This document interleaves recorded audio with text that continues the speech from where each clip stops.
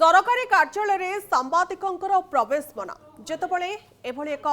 जिनस देखा मिलूँ जहां नहीं सांबादिकों महल में तीव्र असंतोष प्रकाश पाँच कहीं सांबादिक माने सरकारी कार्यालय परिसर को जापारे ना ये प्रश्न उठुची सांबादिकों मन में ये कहुच्छी कि गंजाम जिला सानखेमुंडी ब्लॉक कार्यालय परिसर में एभली पोस्टर मरा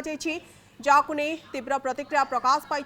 देखा मिलूँ सांबादिकों महल में ब्लॉक कार्यालय में ए पोस्टर किए लगाई गणमाध्यम कठोर कंठरोध करने किए चाहूँगी सांबादिकों को किए कहीं भय करुच्ची सांबादिकों जरिए सत सामना को आसी थाए दुर्नीति भ्रष्टाचार सरकारी अधिकारी कर्मचारी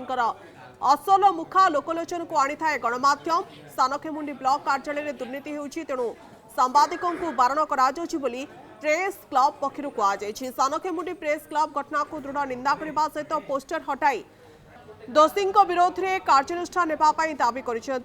जिलापाल उपजिलापाल एसपी उद्देश्य दाबी पत्र देछि संघ आगामी दिन में कौन कार्यानुष्ठान नहले आमरण अनशन करने संघ पक्षर चेतावनी दी देखु गतकाली गंजाम जिला आम सानखेमुंडी ब्लॉक परिसर में जो विभिन्न विभागीय कार्यालय रही विभिन्न विभागीय कार्यालय में पोस्टर लगी सांबादिक मान परिसर भितर को से रूम भितर को प्रवेश निषेध बोली मरा जाता जो देखा सानखेमुंडी ब्लॉक रे जो एभली पोस्टर को देखी आम सानखेमुंडी प्रेस क्लब यह दृढ़ निंदा करुच्ची एवं ये जो कार्यक्रम होती जो जी भी करी गोष्ठी उन्नयन अधिकारी